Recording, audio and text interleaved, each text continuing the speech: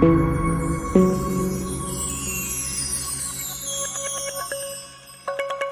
Everyone, previous video में हमने electric field due to uniformly charge infinite sheet analyse किया और हमने देखा कि वो इलेक्ट्रिक फील्ड का वैल्यू हमें कांस्टेंट मिल रहा है। कहने का मतलब आप इस शीट के अगर नज़दीक होंगे, यहाँ पे let us assume electric field का वैल्यू 10 है, और अगर आप इस शीट के दूर चले जाओगे, यहाँ पर आपको लगेगा कि फील्ड कम होना चाहिए क्योंकि आप चार्ज डिस्ट्रीब्यूशन से दूर चले गए। मगर आप देखते थे कि दूर चले जाने पर भी यहाँ पर भी इलेक्ट्रिक फील्ड का वैल्यू 10 ही आपको मिल रहा था। दैट मीन्स आप इस शीट के नज़दीक हो या दूर हो, दैट मीन्स आर का वैल्यू कम है या ज्यादा है, उस पे इलेक्ट्रिक फील्ड को कोई इफेक्ट पड़ ही नहीं रहा था क्योंकि आपका इलेक्ट्रिक फील्ड जो है it is independent of R, it is independent of R. That means आपका इलेक्ट्रिक फील्ड जो स्पेस में है वो आपको यूनिफॉर्म मिल रहा है।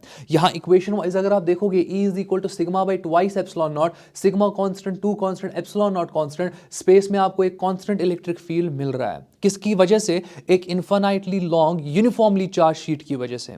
अब नेक्स्ट पार्ट यहां पर यह आता है कि आप रियलाइज कैसे करोगे इस रिजल्ट को। हाँ, रिजल्ट में तो समझ में आ गया कि इलेक्ट्रिक फील्ड आर पे डिपेंड ही नहीं कर रहा है, बट आप इसको रियलाइज कैसे करोगे? क्योंकि जब आप नजदीक होते हो ना शीट के, आपको लगता है कि इतना ज्यादा चार्ज है और ये सारा चार्ज इस पॉइंट के बहुत नजदीक है, फील्ड बहुत होना चाहिए। और अगर आप इस पॉइंट को दूर ले जाओगे, आपको लगता है कि यहां पर एग्जैक्टली आर बड़ा हो गया और ये चार्ज डिस्ट्रीब्यूशन इस पॉइंट से दूर चला गया, तो आपको ये लगता है कि इस पॉइंट के लिए भी आपका जो इलेक्ट्रिक फील्ड है वो कम होना चाहिए। दैट मींस आर की वजह से एक डिमिनिशिंग इफेक्ट आना चाहिए इलेक्ट्रिक फील्ड पर, बट ऐसा होता नहीं है। अब अगर यहां पर आर की वजह से डिमिनिशिंग इफेक्ट नहीं आ रहा है, दैट मींस कोई ना कोई चीज यहां पे कंपनसेट कर रहा होगा। मैं रिपीट करता हूं इस पॉइंट को, अगर आर की वजह से डिमिनिशिंग इफेक्ट नहीं ना आ रहा है, इसका मतलब यह है कि कोई दूसरा फैक्टर कंपनसेट कर रहा होगा डिमिनिशिंग इफेक्ट को। अब उसी फैक्टर को समझते हैं। अब देख लो, यहां पर मैंने 2 शीट्स लिए हुए हैं, ये केस 1 है, ये केस 2 है। जैसे आप देख सकते हो कि इस वाले केस में आपका पॉइंट शीट के नजदीक है, जबकि इस वाले केस में आपका पॉइंट शीट से बहुत दूर है।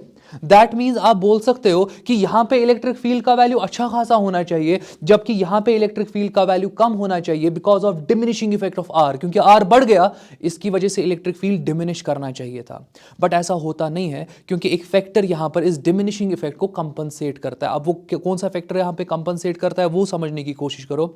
जब आपका पॉइंट बहुत नजदीक होता है ना आपकी शीट के, आप यहां पर एक कोन को ड्रॉ कर सकते हो और ये कोन एक सॉलिड एंगल एनक्लोज कर रहा है। इस सॉलिड एंगल में एग्जैक्टली आप देखोगे कुछ ना कुछ चार्ज यहां एनक्लोज हो रहा है और ये चार्ज बहुत छोटा हो रहा है एनक्लोज।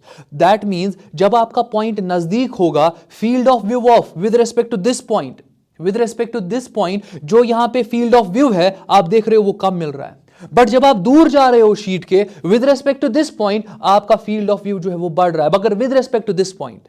दैट मीन्स जितना आप दूर चले जाओगे ना, जितना भी आप दूर चले जाओगे, जो भी पॉइंट आप दूर लोगे, with respect to that point आप देखोगे कि आपका फील्ड ऑफ व्यू जो है वो बढ़ जाता है।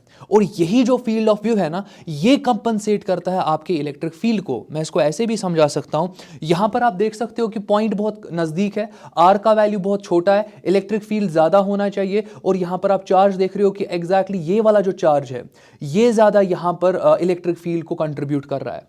बट जब आप इस पॉइंट को दूर लेते हो, जब आप इस पॉइंट को दूर लेते हो, दैट मींस ये वाला केस, आपने पॉइंट को दूर लिया, यहां पर जब आप फील्ड ऑफ व्यू देखते हो with respect to this point, इसमें बहुत ज्यादा चार्ज आ रहा है। ये बहुत ज्यादा चार्ज की वजह से इलेक्ट्रिक फील्ड इस पॉइंट पे ज्यादा हो जाएगा। तो जो ये डिमिनिशिंग इफेक्ट हो रहा था बिकॉज ऑफ आर, आप देख रहे हो कि ज्यादा चार्ज फील्ड ऑफ व्यू में आ गया, यही कंपनसेट किसको करेगा? डिमिनिशिंग इफेक्ट ऑफ आर को।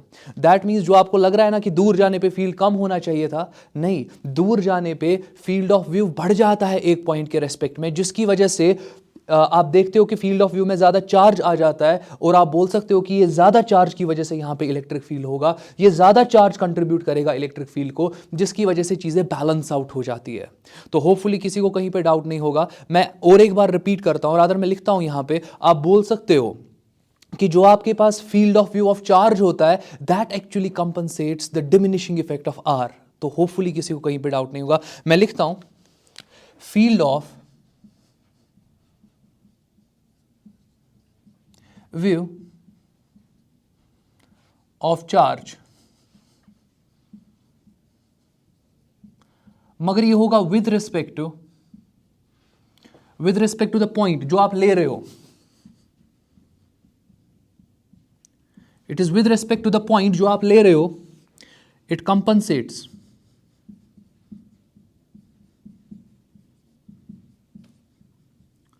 For diminishing